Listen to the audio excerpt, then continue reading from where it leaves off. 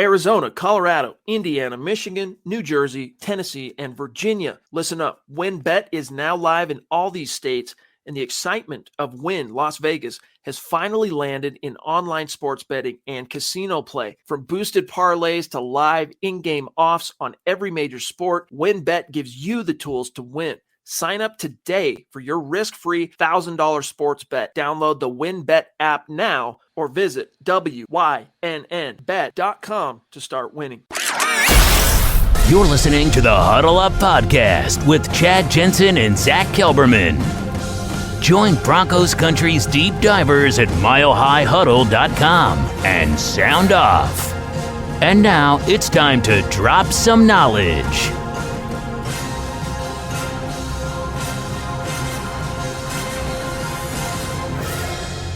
And it looks like we're good. So welcome in, everybody. It is the Huddle Up Podcast, the gut reaction, presented, as always, by Mile High Huddle and powered by Blue Wire Pods. I'm your host, Chad Jensen, with me, my fellow football priest, and he is the deputy editor of milehighhuddle.com, Zack Kelberman. Zack, man, just when you thought an ugly game, A, B, just when you thought the Broncos had her in the bag, this team has forgotten how to win. I mean, Malik Reed basically by sheer force had to secure a victory for these Denver Broncos in the clutch, but we'll talk more about Malik Reed here in a minute. But what was your gut reaction? The Broncos, at the very least, snap their 4-game losing streak, and should it be that big of a surprise, Zach? Because after all, this is a sub-500 opponent. Exactly. We talked about this on KK for those of you who joined us at halftime. It was never going to be easy for Denver, and they have to learn how to win, but a win is a win is a win in the NFL, and I see some people saying it feels like a loss. Well, it's not. This is the Broncos' MO. They beat up on bad teams like the Jaguars, the Giants, the Jets, and they crumble to better competition like the Ravens, the Steelers, and dare I say even the Raiders and Cleveland Browns. But I thought the Broncos would win. But watching this game, and I feel bad for my eyes that I had to put up with this for 60 minutes, Chad, as do you, I'm sure. This should have been a blowout victory. The Broncos should have ran away with this game. Not even close. Not come down to the final 2 minutes. Not having to, recover fumbles and victory formations and close out the game down to the last second. Again, I don't want to be hypocritical and be contradictory. A win is a win is a win, but this should have been more convincing. And all it's going to do, though, is give Vic Fangio, Teddy Bridgewater, Pat Shurmur, Tom McMahon a false sense of security for the next couple weeks. It buys them a little more rope than they had. Pat Shurmur, man. I mean, dude, the game plan that he called and devised today and the execution thereof by Teddy Bridgewater was at times just cringe, man. Cringe. There's a lot to get to. Let's grab this quick super chat, though, from Tom up in Canada. What's going on, brother? He says, all we're going to hear from Fangio is Teddy this, Teddy that, like he's Tom Brady in the pocket, OMG, but Teddy did okay, just okay. Thanks, guys. Zach, real quick, here's the final stat line for Teddy Bridgewater. He went 19 of 26 for 213 yards and a touchdown with a rating of 109.9. Listen up, Broncos country. TickPick should be your first choice to buy football tickets because they save fans money by never charging any service fees ever.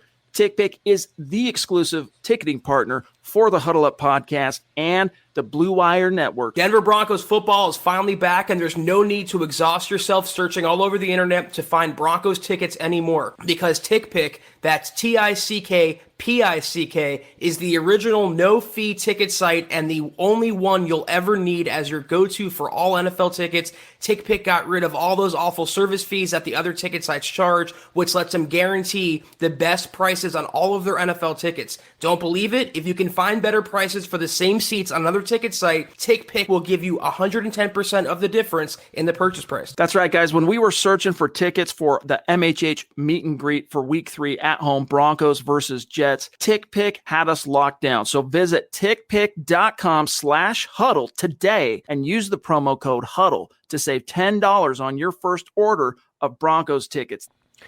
He had a couple nice throws. The one to Cortland Sutton in the first half comes to mind. Again, he's never really the reason why the Broncos lose or win. Teddy is just kind of there, and he played very much Teddy Bridgewater football. Speaking of Tom Brady, though, guess who just beat Brady right now. That would be Trevor Siemian filling in for an injured Jameis Winston in New Orleans. They're going up 36-27 with a minute and change left in the fourth quarter. I thought Teddy was okay, but I thought it was normal Teddy ball, normal Pat Shurmur ball. I more so like the running game. I like what Melvin Gordon showed. I like what, of course, Javonte Williams showed. I wish they would commit to them going forward a little more often, but, again, in a win, and Teddy didn't do anything to lose the game, you can't say too much bad about him.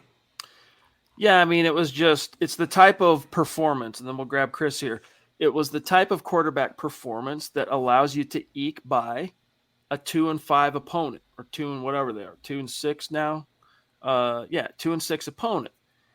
Against the creme de la creme, it's not going to cut the mustard. This we know. This we've seen, right? For the previous 4 games. Chris, what's going on, brother? One of our longtime, bona fide Mount Rushmore superstars here at Mile High Huddle, jumping in with a symbolic super chat, as is his tradition on the Gut Reaction. Thank you, bro. He says, man, the Broncos don't even know how to win properly anymore. I wonder why. Yeah, I mean, they have forgotten. They've forgotten. It's like Treebeard from Lord of the Rings, forgotten, where the Entwives went. The Broncos forgot how to win. It's alarming, but hey, let's talk some positives, because this is a win, Zach. This was a victory. The Denver Broncos clawed their way back to 500. A couple of studs real quick. First and foremost, Malik Reed doesn't get all that much love from Mile High Huddle or our show, but I got to tip my cap to him, because Von Miller, as an example, not in the game today, as we know. The ankle injury he suffered in Cleveland kept him out. But even though he got out to a relatively hot start, did Vaughn, he kind of faded during the losing streak, and none of his big plays really came in the clutch. His sacks and whatnot haven't come. I'm thinking back. I'm pretty sure in the clutch. It's been a while since the Broncos have had a pass rusher that, when you need it in the key moments of the game, comes through. And Malik did that today, and I got to tip my cap to him. Props. He had 2 sacks. One was a strip sack that basically completely interrupted what modest momentum Washington was trying to ride. I thought the entire Broncos linebacking core, as decimated as they were, they didn't have any of their week 2 starters. Not AJ, not Josie, not Vaughn, not Bradley Chubb. I mean, Kenny Young played well, a lot of energy, a lot of speed. I think Baron Browning played well off the edge. He's kind of cursed with injuries, but I thought the Broncos linebacking core, Jonathan Cooper, by the way, is a keeper. I mean, I'm not ready to say long-term answer for Bradley Chubb or Von Miller just yet, but definitely a keeper going forward. It's worth noting that Washington was down 3 starters on the OL, so, the whole Broncos front 7 looked good. I mean, props to Shelby Harris, whose hand belongs in the Pro Football Hall of Fame. Props to Draymond getting some pressure. Props to Deshaun Williams. I mean, Bill Collar deserves a game ball for this victory today. I thought the entire Broncos front 7, a little bit of the secondary, Pat Surtain played well. Bryce Callahan played well before his injury. Chad, speaking of that, one thing they forgot to know how to do other than win is stay healthy. Garrett Bowles went down, Bryce Callahan went down, Baron Browning picked up a shoulder. I mean, this team is decimated, and it calls into question once more, what is that training regimen? What is going on there? Yeah, I mean, even the television broadcast took some time today to lament and really focus on just how brutal it's been for the Denver Broncos. And, we wish we could say it was just this year, but it's been for the better part of the last couple of years, or few years, but especially the last 2 seasons. Jesse jumping in. Thank you for that super chat, my friend. He says, wake up, Fangio. Can the OC after that last series? Yeah, I mean, look, a handoff, okay, first down, you do what you got to do there. I get it. But whatever that second down play was, why would you throw the ball there? I get it. You're thinking, but if you connect, if you succeed, that's the dagger. That's officially putting them away. Well, look, dude, you already got the dagger. The dagger was the big stop. The dagger was Malik Reed's forced fumble, which put him in a 4th and forever, and they threw it up, and Justin Simmons picked it up. That was the dagger. Your job as the offensive coordinator now is to kill clock, as much of it as you possibly can. And if you can't move the chains and they're able to, stop you on 3rd down, cool. flip the field position. Now they have no first down, or pardon me, now they have no timeouts, Zach, and they got to go the friggin' distance to even tie the game. And yet Pat Shurmur tries to get cute. Then you got Melvin Gordon fumbling on third down. It was just emblematic, Zach, of really just the issues the offense continues to have. For a normal, let me not say normal, let me say a playoff contending team, an elite team, after that Simmons pick, the game was a wrap. And in fact, I turned off the broadcast because I thought the game was well in hand for Denver at that point. Little did I know they almost gave the game away in the final seconds to Washington. They have to learn how to win, but this is not week 1, week 2 either, Chad. This is week 8 now. And if you're still learning how to close out a game and you can't even kill the clock properly in the fourth quarter, you mentioned the word emblematic. I think that's perfect, and that's not going to cut it against a better team. Starting in week 9 against Dallas, I mean, again, you can beat up on lesser competition. When that competition ratchets up, you got to be on your P's and Q's all 4 quarters, and the Broncos seem to wait once more until the fourth quarter today to really get it going. It just seems like in the first, second quarter, even in the third quarter, they came out, went 3 and out, and Washington marched down the field. They just take too long to wake up. When they do, they play good ball, but they have to sustain that for all 4 quarters, pedal to the metal from the opening whistle.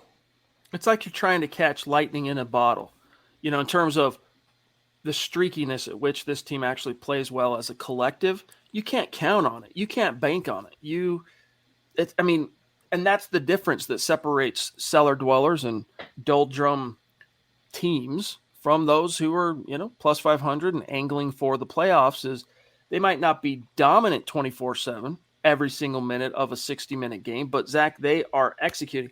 And I'll tell you this, I wouldn't say by any stretch of the imagination these Denver Broncos beat up on the Washington football team today. Like, they came within face palming just this far, inches from an embarrassing potential outcome. If after that Melvin Gordon fumble, they get a touchdown, oh man, yeah.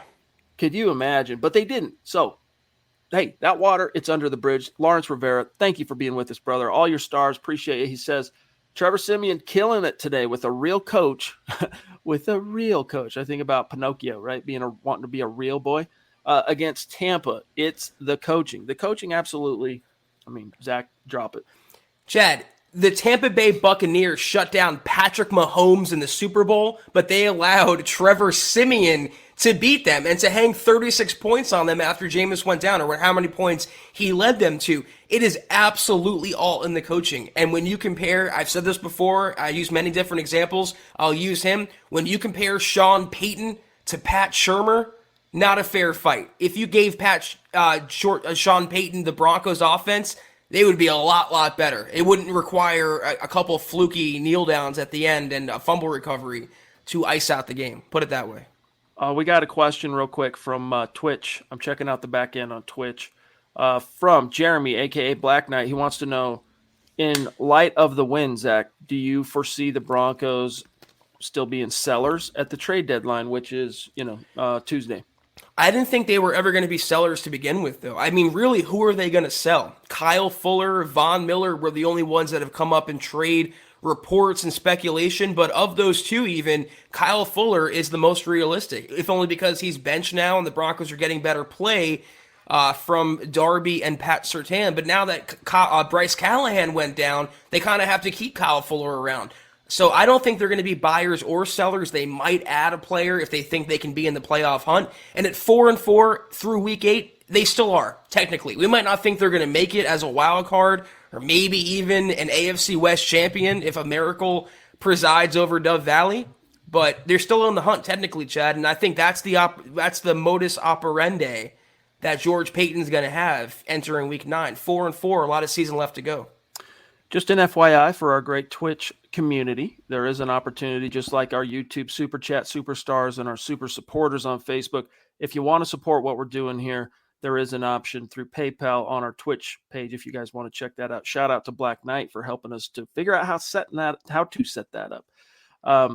Andrew Lampy, what's going on, buddy? He says, in the immortal words of Vance Joseph, we're back. Yeah, hey, a win's a win. It is, right? It'll be interesting to see, though, one of the other NFL cliches, Zach, whether it holds true this week, which is winning cures all. I don't know that there's enough penicillin in this particular victory to cure the Broncos of what is evidently still some pretty serious illnesses. Back and having the time of his life, Chad. Word to Sergio Dip out there, wherever you are. Cody, what's going on, buddy? Appreciate the super chat. He says, Gordon and Teddy just wanted my fantasy defense to patent my stats. Haha. Yes, indeed. Here's Bracken Schweider. I'm going to say Schweider because the I comes first. Welcome. Connect with us on Twitter. Appreciate you supporting the show. He says, my thoughts, a win is a win, but the same problems still exist. I love the linebacker play today. Kenny Young seems to have brought some life to the team. Here's what I noticed about Kenny Young. A, the dude cuts the mustard. Like, he gets it done. Chips down, Young delivers. But like you mentioned, Zach, it was a really good observation, which is you could sense kind of an attitude juice, like just, like a Derek Wolfe, don't ever, mess with us, right? Like Right. that kind of a mentality. And maybe it's like we talked about last week, our hope was coming from a winning club in LA with the Rams, that kind of I'm a winner mindset could rub off on his teammates, even if it was through osmosis. And I don't know. I mean, it took him. The defense really wasn't the culprit today in terms of this coming down to the wire. This was the offense once again kind of mailing it in.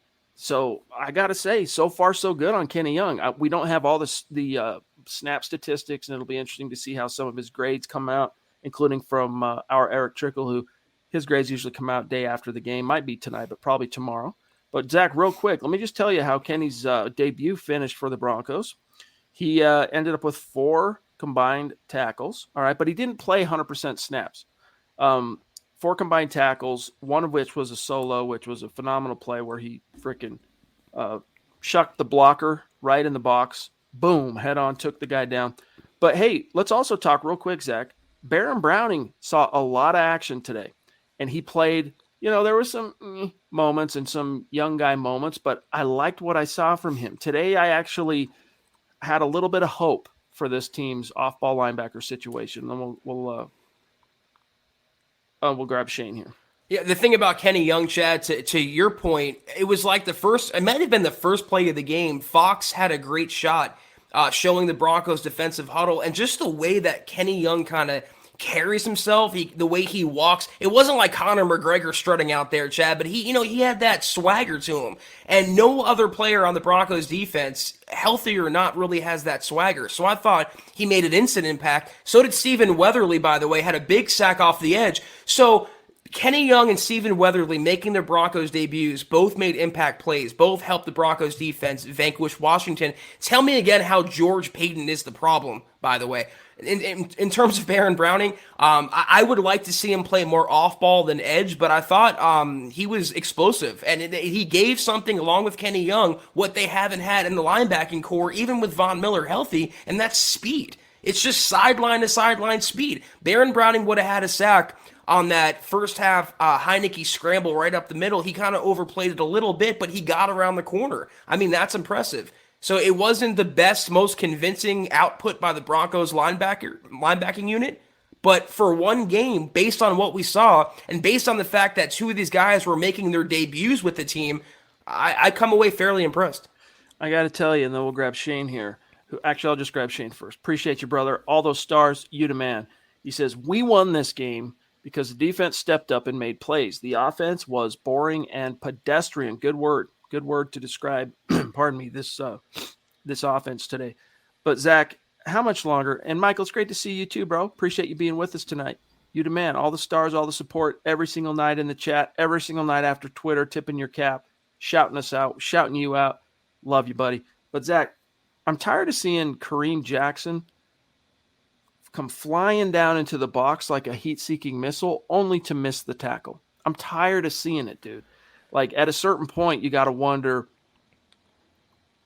if you've reached the point of diminishing returns as far as, hey, maybe it's time to really – and you saw Caden Stearns out there quite a bit today, but I think this was clear evidence that he might not have, obviously, the veteran experience, maybe some of the veteran football savvy, but the dude – I mean, Kareem Jackson is proving to be more of a liability with every single snap that he plays for the Broncos. That was supposed to be his calling card too, was run support, and for a while it was, but it really trailed off as you're seeing. And when you can't even make a tackle near the line of scrimmage, when you allow a defender or an opposing player to get to the second level, the third level, that's replacement level play. And there was a report that came out, I think it was Ian Rappaport, that said George Paton would answer his phone if any team would and has inquired about Kareem Jackson. It would take a lot to move him, but the Broncos should start that youth movement. I've been saying that for a while. I said it for Jamar Johnson when they drafted him, and I shifted my tone to Caden Stearns when it became apparent that Stearns had more year one juice. They have to get younger at that spot. Kareem was always a holdover. I wasn't crazy about him coming back, to be honest with you, Chad. I wanted the Broncos to go younger there, and I think the sooner they do, the better off they'll be opposite Simmons. K Shoguki TV, what's good? Now I know who you are on Twitter. So we'll be able to stay connected. But thank you for that, buddy. He says the team lives for another day. MHH for life. Love you, buddy. Rello takeover. Jumping in. Take over. My apologies. He says Malik Reed, MVP of today's game. I don't care what anyone says. I'm not going to argue with you on that. I will not pick nits. If you're going to pick a nit just for the sake of conversation, that's why we're all here. I'd maybe throw in Shelby Harris as a contender for that. But tip the cap to Malik Reed, man. When the chips were down, you don't have Vaughn, you don't have Chubb, you need a play. He came up with it. And what I loved about it, Zach, in particular, is it wasn't, and he, coverage sack and Malik's motor wins out yet again. Both times, man, he just made a great play with a good combination of different pass rush tools, kind of setting up his guy to win one-on-one. It wasn't a coverage sack. It wasn't a motor sack. I mean, it did take motor, obviously, but it was a straight up, hey, 1v1, who wins? Malik. You can make the case that maybe Melvin Gordon deserves MVP, or maybe Simmons, who had a nice breakup on a fourth down play that Washington ran in the first half, along with the game-sealing interception. But Malik was, he finally showed that production off the edge that made him the team's leading sacker last year. And he always brought that to the table. And it's nice to see that a Fangio coach game or a Fangio game plan finally got the most from one of his players. And to do so without having Von Miller opposite you, with having Jonathan Cooper opposite you, it's impressive. So my hat's off to Malik Reed for sure. It's almost like Malik, I get it, Vaughn wasn't in the game, so that probably played the bigger role in what I'm about to say, but it's almost like Malik read some of the press clippings out there, including from MHH, like from the podcast to the written stuff. It was, hey, after Jonathan Cooper spelled Vaughn in Cleveland and came up with 5 pressures and was basically impacting the game on almost every snap, maybe it's time to sit him down when Vaughn comes back and sit Reed down and let Cooper play. Either way, Malik Reed got her done today, so hats off to him. Bryce Mindset, what's good, buddy? Appreciate you. Connect with us on Twitter, Bryce. And if we already are connected or you're following us on Twitter, do one of these in our mentions and let us know who you are, because so often the YouTube handle is different than the Twitter handle, and we follow back our Super Chat superstars. So he says, does Bryce, one of the ugliest wins I've ever seen. Nothing changes. The coaching staff is still sitting on a volcano about to erupt. We still need to be sellers.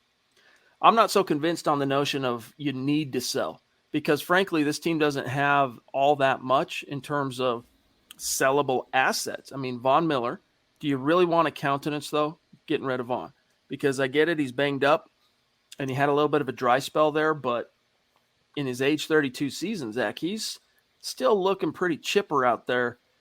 Kyle Fuller is about the only guy I would say, yeah, if you can find a taker for him and you can get anything, trade the cat. But everyone else, if you're going to still try and make a go of this season, I mean, with the bodies dropping as regularly as they are in Denver, you need as many horses as you can get. Well, not only is Vaughn expensive and going to be a free agent after the season, but he was injured and didn't play in this game right before the trade deadline. So what team would give up a second or third round draft pick at the least for someone like Vaughn? And we pose this on Thursday's pod. Is George Paton going to be the one that would trade away Von Miller? A franchise icon, future Hall of Famer? I don't see it. I mean, maybe a Kareem Jackson trade, but I don't think Fangio is ready to give Caden Stearns full-time snaps. And you can't trade away Kyle Fuller now after losing likely Bryce Callahan for the entire season, if not, much of it. We got one here from James Grossman, one of our great super supporters on Facebook, saying the defense finally getting consistent pressure as well as turnovers, which were the difference. Go Broncos. Yeah, I mean, we've already talked about Malik. Zach, you mentioned Weatherly, and that was definitely not something I saw coming. Like when that trade was made, I'm like, all right, cool. You get a little edge depth and a little edge experience now, especially with Vaughn being hurt. But, I mean, the dude played quite a bit in Minnesota, didn't have a sack. That was his first sack of the year. I didn't expect it to come in game one, especially with so few reps. I mean, he had a week on the team, so hats off to him. And Brian Anderson, another newer name on Super Chat. Welcome. Thank you. Appreciate you, my dog. Two of them. See you, bro. Two of them. Thank you, bro. Thank you. We'll keep an eye out for any comments that you might have in this stream, bud. All right. Let me see here. I'm just perusing, seeing what's on everybody's mind.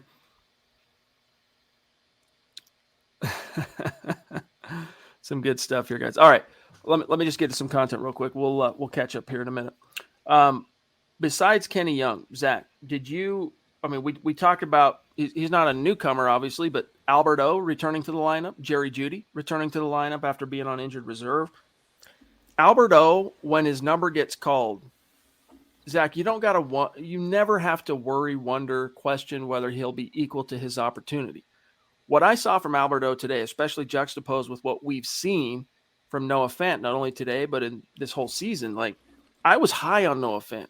I was really high on Noah Fant. But I think it's time to start taking some of those one snaps and giving them to Albert O, because when his number gets called, he steps up. And one thing I love that is very different than what we've seen from Noah, when Albert gets hit, he doesn't go down on first contact, at least not willingly. Yeah. And in the case of Noah Fant, he willingly hits the turf. If he passes by the defender goes down. I mean, anyway, long story short, I want to see more Alberto. I'm so glad that you brought this up, Chad, because I thought I was the only one thinking it. If it were up to Teddy or Vic or Pat, I do believe Alberto would be the starter and Noah Fant would be the number 2. And honestly, there's a case to be made for Alberto's reliability. Like you mentioned, he always catches it for the most part, except for the drop against Pittsburgh. He always stays on his feet, falls forward, gets some sweet yak production. And he's, I think, a better blocker than Noah Fant, who, if not whiffing, is drawing a penalty for holding or some other, illegal formation or false start. I mean, Noah Fant's in the doldrums right now. He's not having a good season. And Alberto seems to be a preferred target of Teddy Bridgewater. So I think as long as that chemistry remains, I think that's going to be the guy he goes to. And as long as Noah Fant keeps kind of brain farting, how could you rely on him? Muhammad Badri, what's going on, bro? How are you? How's baby Malik? Thank you for the super chat. He is one of our Mount Rushmore superstars. His message is, hello, rock stars. We finally get a win. Enjoy the win. Just like we were telling you those first 2-3 weeks when the Broncos were rolling over sub-500 teams and everyone was throwing out the but, skepticism, misgivings, whatever. We were saying, hey, you don't know how long it'll last, so savor it. Enjoy it. Right, while your team is winning. And that's my ultimate message to everybody this week is, hey, was ugly. God only knows what it's going to look like next week in Dallas, but this was a win. Enjoy it, savor it. For all you know, it's the last one the Broncos are going to be able to put in the standings this year. That's definitely a good point. I mean, I mentioned this on KK. There's not too many beatable teams or gimme games left on the Broncos schedule. Washington was one of them. Detroit's another.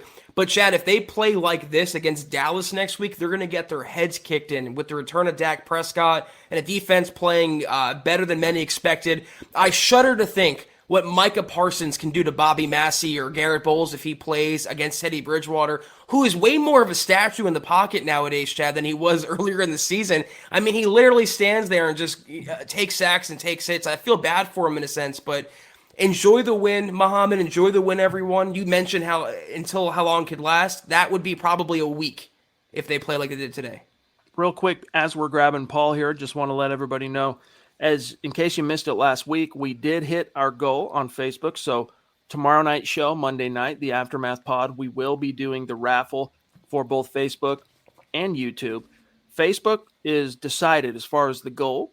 The stars everyone is continuing to put in between when we hit goal and when this month ends, obviously, is only increasing people's odds for the drawing, for the raffle. But here's where things stand on YouTube. All right. We're raffling off a Patrick Surtain II jersey, which, by the way, again, another really good game from the rookie. Like, he does not look like a rookie out there. Easily, without question, this team's best cornerback. But we're raffling off a PS2 jersey to the top 5 finishers on Super Chat in the month of October, as well as a little bit of swag that we're going to send to each we'll raffle each tier and do a drawing there tomorrow night as well. But here's your top 5, all right? And this will change based on what tonight's final tally is, but this is a good indication of who's probably going to finish the month in the top 5. Mark from Georgia, a.k.a. Mark Langley, a.k.a. the God King Mark. Michaela the Duchess Parker at number 2. Naj Altaf, a.k.a. Shot of Life Altaf at number 3. The Queen, Christy at number 4. And Seth Harmon at number 5. And then you can just see a few of the names just outside, like Chris, BG. Haven't seen BG for a while. Dale. We love Dale. Dale's freaking legendary. Aaron Lynch, Shane Daniels, Zeus, and Kayaka, Simon, Broncos 16-1. So anyway, it gives everyone kind of a feel. Now let's grab Paul. He says, and thank you, Paul. Nice win, but the front office will be in full denial and stand pat on Tuesday. We only beat 4 bad teams. Pat Shurmur needs pink slip ASAP. I agree. I think even with a win, Vic Fangio is, by sticking with Pat Shurmur at 4-4, you're cutting off your nose to spite your face. And it'd be one thing, Zach, if you didn't have an experienced play caller waiting in the wings, but you do. You've got Mike Shula, who could easily slide into calling the plays in Pat Shurmur's scheme, which he did as the New York Giants offensive coordinator for 2 years before he took this job. I mean, Chad, I had a spiritual awakening on that Jerry Jeudy reverse and the way they were using him in pre-snap motion. It's so sad that the offense is so vanilla that I get literally physically excited to see something as ordinary as that. It does feel like a loss in a win, and it very much was an ugly victory, but you have to beat the bad teams on your schedule. It's the same thing Chad and I said against the Giants, against the Jaguars, against the Jets. Good teams beat the bad teams. And the Broncos might not be a good team, but they're good enough to beat the bad teams. But all it does, to your point, Paul, I mentioned this earlier, is giving George Paton a false sense of security and giving Vic Fangio, Pat Shurmur, Tom McMahon plausible deniability to say, listen, look, we rallied from a 4-game losing streak. We're at 500. The Chargers lost today. The Chiefs are in the doldrums right now. I mean, the season's still ahead of us. But it's just, to me, smearing lipstick all over the pig, Chad. No matter what cliche or expression you want to use, it, to me, delays the inevitable. And that's, I think, the coaching staff getting pink slipped. I don't disagree, but I am going to turn on. Here's my cup. I'm going to tell you it's half full, and I'm going to say you never know at what point in the season for a football team there is a turning point. And so, hey, until proven otherwise, let's hope for now that this was some sort of exhale. All right, we're back on point, kind of getting back in the driver's seat. The juice received from Kenny Young, the juice received from Weatherly, getting Vaughn back, getting Jeudy back. I mean, Jeudy today, we talked about Albert O's impact, who, by the way, Albert O finished with 3 catches on 3 targets for 34 yards. His long went for 19. But Jerry Jeudy caught all 4 of his targets for 39 yards, plus he had the 1 carry, didn't get any yardage out of it. But Jerry Jeudy, I think, Zach, it was a nice little easing him back into action. And I can't wait to see what he can do next week. But, hey, you got a who's who list of guys chilling on injured reserve. Only a couple of them were season ending. Alexander Johnson, Josie Jewell, done. You're not seeing them again this year. But, Zach, Bradley Chubb will be back before you know it. I mean, I should probably bring up a list to show everyone who's exactly on injured reserve to give you a little bit of hope in terms of who's coming back, could be coming back this year. Gilbert jumping in. Thank you, Gilbert. Connect on Twitter, buddy. Welcome. He says the commentators even mentioned today how Pat Shurmur still hasn't involved more of our playmakers in our offense, specifically Javonte and Gordon. KJ Hamler is another guy, unfortunately not coming back. But you're right. They have a lot of players that will come back at some point.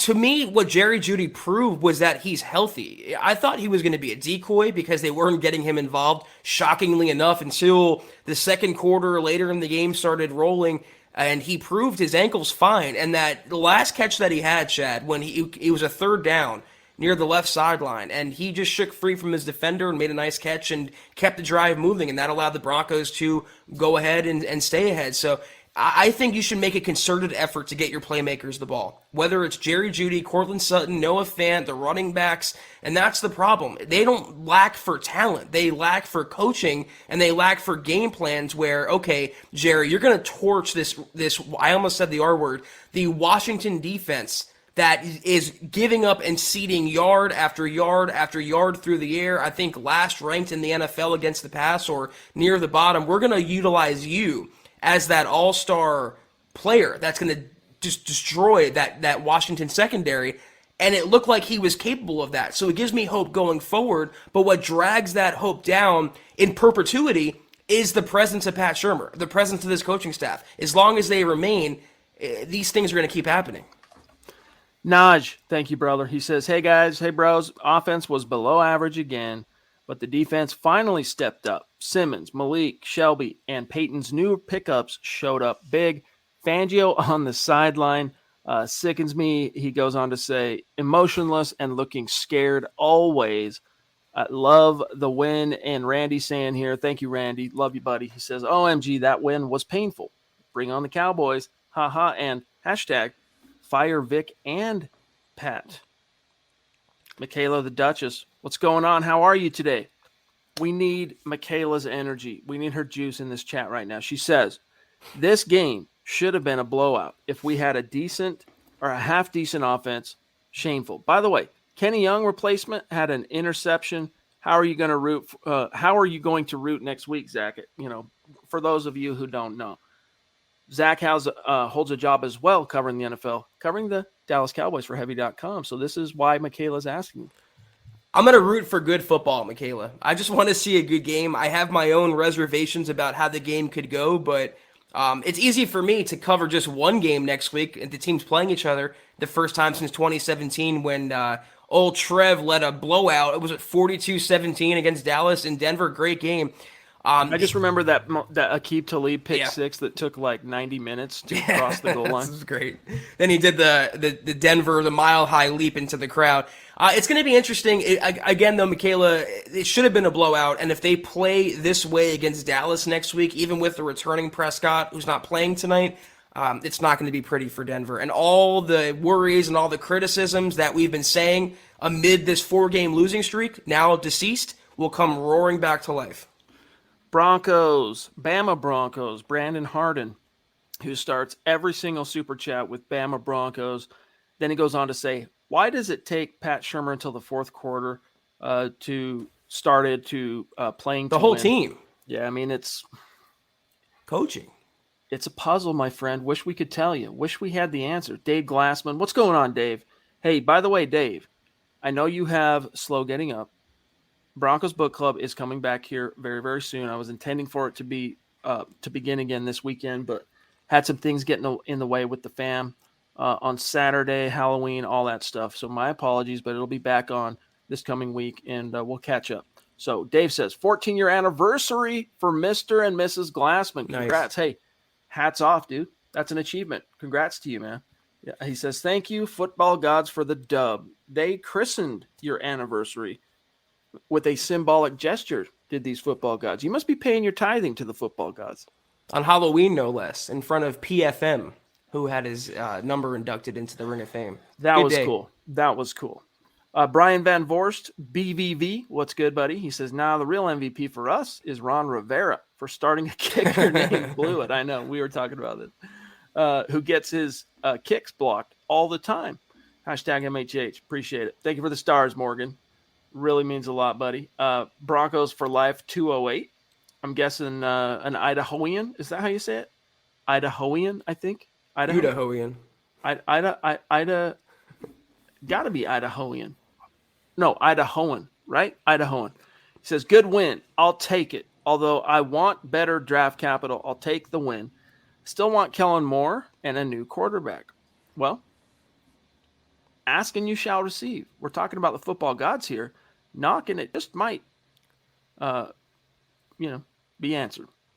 Well, I mean, we've been pounding, or I have at least, the Kellen Moore drum for quite a while, and next week will be a nice up close and personal scouting report on Kellen Moore to see what he does against the Denver defense. I think that can be a big sore point. Kellen Moore versus Vic Fangio. That's not going to be pretty, more than likely, at least on paper. All right, let me catch up here real quick. I got some of these guys, because it's hot and heavy tonight, we're not going to be able to flash, but I'm still going to read and get to everyone. Hero says, what's with Fant's penalties? Also, go Simeon. Yeah, I don't know, man. Fant has he's been one of this season's biggest disappointments to me, because he's been healthy, but part of it you can explain away by the just lackluster quarterback play and lackluster game planning, offensive play calling. But the buck also has to stop at the feet of Noah Fant. Right. When he has been given his opportunities, he just isn't maximizing them. I mean, even today, like we mentioned, Zach, 3 targets, Alberto caught them all. And each time he caught a pass, man, he was trying to make things happen. It seems like Noah, like his first thought when he does make the catch is, how do I forestall the least amount of potential risk or damage to my body? And maybe that's unfair, but that's how I perceive it. First of all, I'll always be a Trevor fan, a huge fan of Mr. Skittles jacket himself. He's just a gamer. I was surprised he's still hanging around. I didn't know he's the backup in New Orleans, but he comes in and does his job. I'll always be a Simeon fan. In terms of Noah Fant, we're both huge fans of him on this podcast, Chad, and he does still have Pro Bowl potential, I think, in a different offense, different quarterback, different scheme. But there's something about him that's lacking this year. Passion, intensity, focus, wherewithal. There's something that's not set to 100 in Noah Fant's brain and body, and that's what's contributing to the penalties. That's always a discipline issue when you have false start penalties and technique issues, stuff like that. He's not doing something right during the week, but then you have to drill down as to why he's not doing something right. Psychologically, I just think he's very not very, but a little checked out of this year's offense. Joe Spaeth, what's going on, buddy? Thank you for the super chat. Very generous. Joe says, I know they won't fire the coaches after a win, but is there any easier assignment than being the defensive coordinator facing the Broncos each week? Must be nice knowing the team you're facing can't sniff 30 points. Love the show. Thanks, guys. Thank you, buddy. Yeah, man, it's a layup. That's one of the things we were talking about on the Mile High Roundtable on Friday, right, was, it's easy to circle Washington and say, hey, here's a get-right team for the Denver Broncos, but it's been the other way around. Teams have been circling Denver as the get-right opponent. Michael, appreciate you, bro. He says, run the ball with Javonte and Melvin more. Yes, indeed. Let's really quick. Oh, man, Seth, you the man. Thank you so much, bro. I think that pretty well solidified your top 5 status for the month of October, but thank you, bro. He says it took a month, but it was good to see another win. Zach, to the point Michael made, 10 carries for Melvin today, 9 carries for Pookie. Melvin got 47 yards, so he averaged 4.7 yards per clip, did score on the ground and did score through the air. And Javonte, 9 for 35, but he had a long of 14, which was 3 more than Gordon's long. So these guys are they're producing when they get the rock. Like it's just a paradigm shift. The horses this team has, if you had a more innovative vision, and when I say visionary, I'm not talking about the prophet Moses here. All right. We're not talking about burning bushes and working miracles. We're talking about a coach who can, recognize an X and an O on a whiteboard and, scheme accordingly. But just a coach, Zach, with a little bit more vision, a little bit more ingenuity, you could do something. I mean, Mike Shanahan with these running backs and this offensive line, I'm telling you right now, you'd have a very prolific rushing attack. So, but the problem is, Zach, you have a offensive coordinator who wants to run 11 personnel. I forget the clip. It's like 90% of the time he runs 3 wide and 1 running back. And it's just not so easy to run out of that formation. Corey H jumping in again too, by the way. Thank you, Corey. He says, actually, this is Corey's first of the night, right? But either way, Corey, legendary superstar here at MHH. Love you, bro. There are deals to be made out there. Teams have needs. Find a way to help those teams and be sellers. that's George Payton's job. Time for George to earn his money. I don't know. I don't really see it that way as far as selling. I don't. I think right now you would be remiss as the GM of this team to go, all right, we just got back to 500. Now let's sell some of our best players. I don't know. I just don't. It's not even so much that I don't think it's per se the right mentality. I just think, guys, you're speaking into the void to expect a big sell from this team after they just clawed back to 500. Well, in regard to Javonte and Melvin, you have other coaches out there and coordinators like Sean McVay. They're drawing up, scheming up plays on tablets. Pat Shurmur's using chalkboard. I mean, he's just living in a different age and where he can't utilize. I guess, Zach, that is one thing that he has in common with Moses, writing on stone, right? Am I right? That was good. Yeah, but it's sad that when they get 19 carries combined, that's impressive considering they would get 4 and 5 combined, or each in most other weeks. The run was working, holes were there. It helps when Javonte's making yards on his own, falling forward, breaking first contact, breaking second contact. I just wish Pat would commit to the run and stay with the run because it will pay off. Melvin and Javonte can both be 1,000-yard rushers. I don't expect them to be in the Broncos system with some of the other players around them, but that's their potential. And when they're limited to 10 and 9 carries a game, it falls so short of that ceiling. Claude, appreciate you, bro. Also, we appreciated you being there for Kelberman's Corner today at halftime, which, hey, guys, this is good reason for you to become supporters of Mile High Huddle on Facebook because Kelberman's Corner, I know some of you have been missing this year we have not been doing the Huddle Up podcast halftime streams because the plan all along was to start doing Kelberman's Corner as the halftime stream. And that began today, and it's going to be each and every week moving forward. Yep. So go become a supporter of Mile High Huddle on Facebook.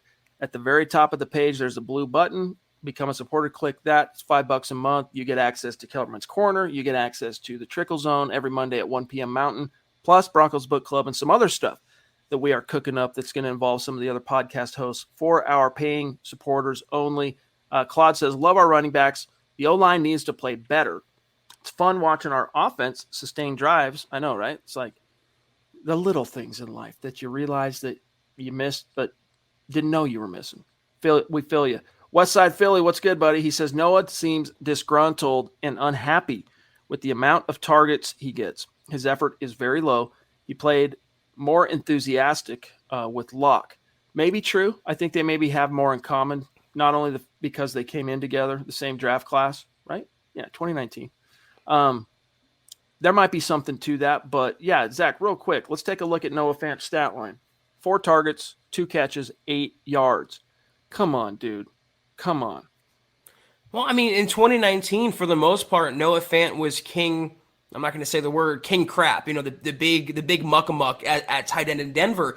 Last year, Albert O came into the picture, and then he got hurt. And then it was Noah Fant being the big fish in the small pond once again. Now it seems like he's a minnow, Noah Fant. He's a very, very small being in an extremely big pond, and it seems like the bigger fish right now is Albert O. But when you're first-round tight end, a potential perennial Pro Bowler has 2 catches for, what'd you say, 8 yards?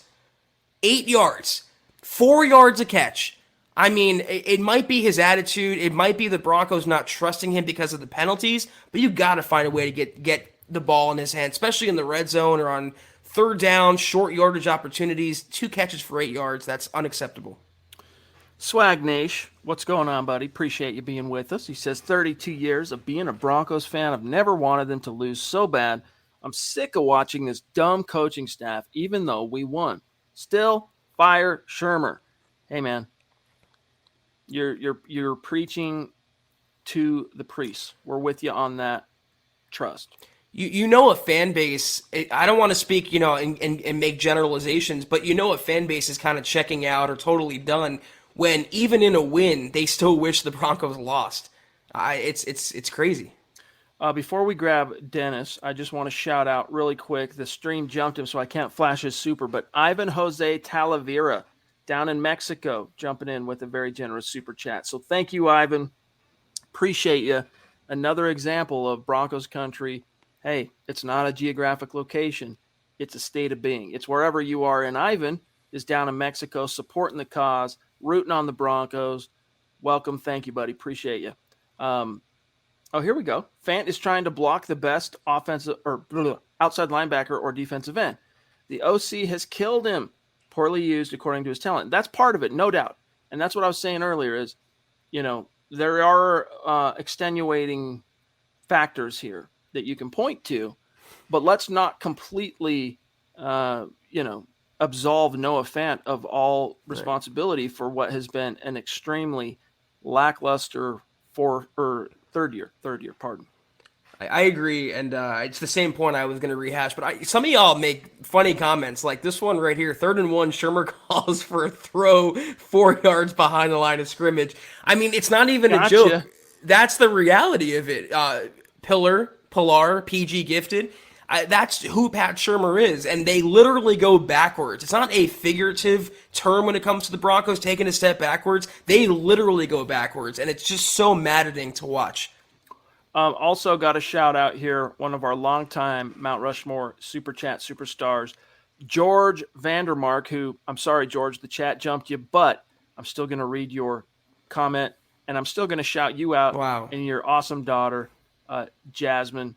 So hope you're doing well, bro. He says, between work, crazy hours at work, and this Broncos team, I feel like I'm in the twilight zone. Yeah, I feel like it's Groundhog Day. That's what I feel like. If we're talking about, movies and television shows relative to this team, I feel like I'm on Groundhog Day. Nothing changes. It's the same year in, year out. The Queen, what's going on, Christy? Thank you so much. She just not only bolstered her top 5, but she may have jumped a spot or so with this very generous super chat. And she says, a win is a win. Still have 99 problems. But a win ain't one. Truth. Well said, Christy. Thank you so much. The God Queen. Love you, Christy. Thank you so much. It's true. The Broncos, they have 99 problems, but at least today a win ain't one. And, that's the point that I feel like a lot of Broncos fans are making, and the point that we're making, Chad. They might have won, and the record might show it's a victory. They might be 4-4, but so many problems still remain, and all it's going to do is just buy the culprits of those problems more time and delay the inevitable, as far as I'm concerned. That's right. One win does not absolve Vic, Pat, and this coaching staff of its complicity in the carnage. The Duchess jumping in again, the royalty, all here. She's saying, going to sacrifice a chicken tonight for a better and likable coaches and a quarterback. Hope the gods will be pleased. Yes, indeed. That reminds me of our little run-in with Steve Atwater at the Combine, Zach. You're going to sacrifice a what now? Yeah, what a great guy. You guys have heard me tell that story on the show before, but yes, Michaela, Okay. we feel you. Whatever works, right? We got to communicate to those football gods in hopes that they will, take pity on the Denver Broncos and answer our collective prayer here. So a chicken or two. Here's a wild concept, though. How about the Broncos just play good football and win? We don't have to sacrifice chickens. We don't have to pray. We don't have to hit our knees. How about the Broncos just play good football and coach good football? Crazy concept. True. Westside Philly again. Thank you, buddy. That's number 2 for you tonight. He says, and the fake jet sweep is horrendous. They do it at least 5 times a game. Comically terrible. Yeah, dude, Pat Shurmur's out of ideas, guys. Let's face it, right? Like, he's like flipping through. He's like, wait a minute. Isn't there more pages? Oh, shoot. Nope. That's All it. right, let's run the jet sweep fake again. Elliot D. What's going on, Elliot? Appreciate you. Welcome. Also, I don't recognize you on Super Chat, so appreciate you. Welcome. Brought my family out from Arizona to watch the game. So glad we got to see Peyton Manning. Also glad we got the win. Yeah, that's very special that you got to see that because, the video clip that they played during that period, very, very cool. So that's a special moment. And especially if maybe you were able to catch some of the games in person when Peyton was running things in Denver. But if you weren't, that's about the next best, consolation prize that you can get is being there for his induction into the ring. They let down Mike Shanahan tragically. I'm so happy they didn't let down Peyton Manning, who is, obviously there in person. There's a great shot, I think, on the Broncos Twitter account where he's looking at his immortalization in just surreal disbelief. And for a legend like Peyton Manning coming back to Denver after where he started with the Colts and everyone still thinks he has investment there, no. Peyton Manning is a Bronco through and through, and I think today cemented that, and I'm so happy the Broncos, if anything else, This one's for Peyton. Love it. Seth Harmon, and then I'm going to grab one from Todd Ostendorf. Here's Seth, though. And thank you, buddy. That's number 2 for you tonight as well. He says, Washington came out attacking the new middle linebacking core, and they held up. Is Kenny Young a piece the Broncos could pair with Jewell or Johnson in the future? I think yes, so. Absolutely. I still think, when Jewell went down, it was a great opportunity for AJ to make sure he locks down that second contract with the Broncos. But then he went down too. I still think one of those guys ends up getting, unfortunately, not a market fair deal per se, more of like a team friendly type deal to come back. Even if it's a 1-year prove it, one of those guys will be starting for the Denver Broncos in 2022. And yes, absolutely, Kenny Young is a guy who, that's why what we were telling you last week when the trade was made was, hey guys, like this helps now and it helps later. So this was a good move, especially for what you had to give up to get Kenny Young. Very good. Todd Ostendorf. See, this is what I mean, guys. Here he is saying, I did my part. I hit the like. Do yours and like the show. Got to support these guys. Look, each and every one of you that are in the chat, that are watching, that are listening after the fact, you are Mile High Huddle. We just work here. This ownership that you guys take of the show, we love it. And it just makes us so proud and grateful that we have you to talk to 4 times a week, at least for Zach and I. Well, in terms of Kenny Young, protect his pectorals at all costs, Chad, because the Broncos lost Josie and AJ to both those injuries. So I hope he stays healthy. A lot would depend on who the next coordinator would be, the next head coach, because right now he's a Fangio player, but I think he has long-term potential. One thing to keep in mind, you mentioned AJ and Josie are both free agents. So is Kenny Young after the season. So you have to wonder which of those 3, maybe two of those guys, but which one at the minimum is going to get the contract. That's going to be an offseason storyline to monitor. Huero Vidal. Appreciate you, buddy. He says, let's not forget almost blowing the game with 2 fumbles and a boneheaded incompletion while we were up with 30 seconds. That's what we mean by, like, this team straight up, forgot how to win. And sometimes you can see a team go through that learning process of figuring out how to do it. All we can hope is that, hey, you won, it was ugly, but the most important thing is that you did win ugly. So what can you do to build on that? What kind of confidence can that give you? And Zach, to your point, Peyton Manning, during the radio broadcast, made appearances, kept talking about when, as far as the Broncos, right? Assuming the collective, assuming a part of, I'm still Broncos, I'm still Denver. And, he does do all the song and dance when the Colts need him to, when they need their alumni nights and all that stuff. He flies out, he takes care of business. But you can tell, not just because he's continued to hang his hat in Denver and raise his kids in Colorado, but you can tell that maybe it's a recency bias. I don't know. Maybe it's because, the way I was going to say, he wasn't fired in the same way that the Colts fired him. But in a sense, there were some rocky moments there between he and John Elway, especially in 2015, where John's like, hey, look, dude, take a pay cut. He wanted to cut him down to, what was it, $10 million? He wanted to cut his $19 million salary to $10 million.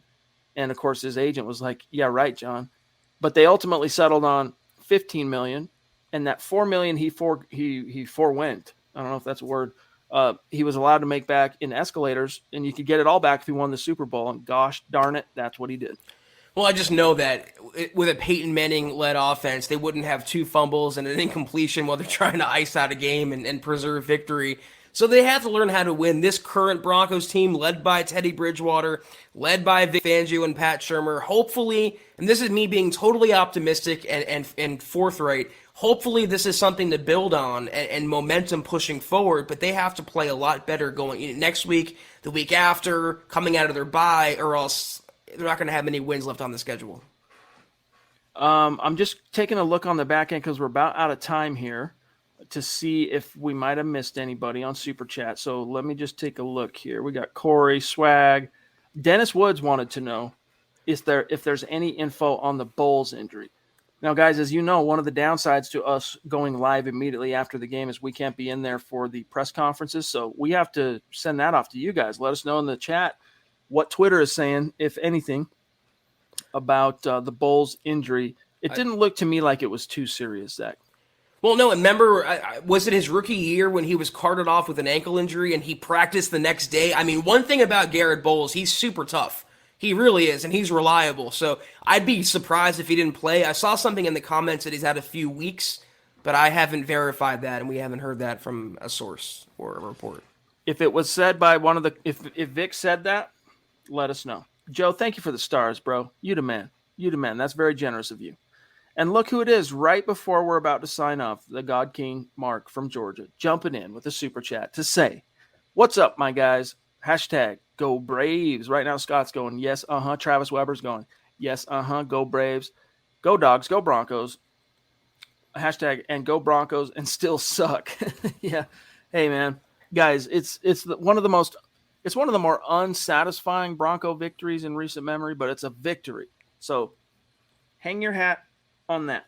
Well, Mark, the King God King, I'm sorry. he gets to watch a real team on Saturdays in Georgia. I'm not a overly huge college football guy, but they look like the truth. So I'm happy that you're rocking with them, Mark, for your sake at least. Let's grab this from Travis, and then Zach, you do the rundown, and I'll show everybody how we finished on Facebook stars for the night. But Travis, thank you, buddy.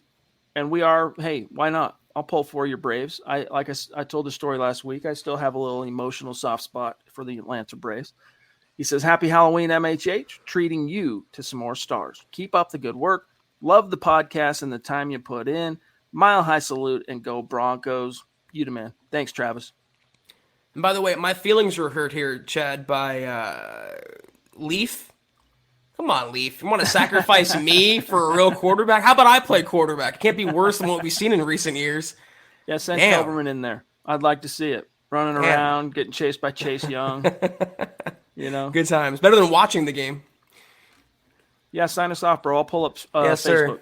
Yes, this was the Gut Reaction Huddle Up Pod for this evening. Until we see you guys next time, which is tomorrow for the Aftermath Pod, be sure to follow the podcast on Twitter at Huddle Up Pod. You can follow the main account on Twitter for all your Broncos news, rumors, analysis, injury updates, transactions, and so much more at Mile High Huddle. Follow Chad on Twitter at Chad and Jensen. You can follow myself at Kelberman NFL. If you havenent already, go to huddleuppod.com and get yourself a dad hat, get yourself a trucker hat, get yourself a coffee cup, get yourself so many great holiday gift items in that store, huddleuppod.com. Also, facebook.com. We teased this earlier. Facebook.com/Mile High Huddle. Hit that big blue button. Become a supporter. Instant access to our VIP content, including Kelberman's Corner, Broncos Book Club, and Trickle Zone each and every week. Also, Facebook.com/Mile High Huddle Pod. And if you haven't already, go to Apple Podcasts and leave your football priest a 5-star review for a chance to win a hat, a shirt, some swag each and every month. But if you can't do any of those things, do these 3 things. It take a few seconds. Subscribe, like, and share this video and every video you see on the MHH channel. Helps us grow and reach more Broncos fans just like you. And on that topic, we will be doing the drawing for the October Apple Podcast. Tomorrow. So if you left a review for the show, 5-star review in the month of October, your name's going in the hat. We're going to do the drawing tomorrow night to see who gets a little piece of MHH swag. So stay tuned for that. Real quick, shout out. Here's how we finished the finishers on Facebook stars tonight. Josh Hoyle at the top, flexing out hard. Joe Spaeth right behind him. Andrew Lampy, Morgan Henry, Michael Ronquillo, Travis Weber, Chris Funkhauser. That's a cool name, man. I wish this was my name, for real. That's a rad name, Chad Funkhauser. I could roll with that. I like that name, Chris. Randy Jones, Shane Daniels, James Grossman, Lawrence Rivera, Claude Riley, Colby C. Collier, Howie Frickin' Day, Jason Spivey, or is it Spivey? Spivey, I'm going to say. Mike Reno, Dave Glassman, each and every one of you, thank you so much for the support. All of our Super Chat superstars, everybody on Twitch, everybody on Twitter. And as Zach said, we'll be back tomorrow night for the Aftermath podcast. And don't forget, tomorrow morning, Broncos for Breakfast is now rolling on Monday mornings as well after the game. So stay tuned for that on the bright 7:30 a.m. Mountain Time. Take care, guys, and as always, enjoy the win, but as always, go Broncos. You've been listening to the Huddle Up Podcast. Join Broncos Country's deep divers at milehighhuddle.com to keep the conversation going.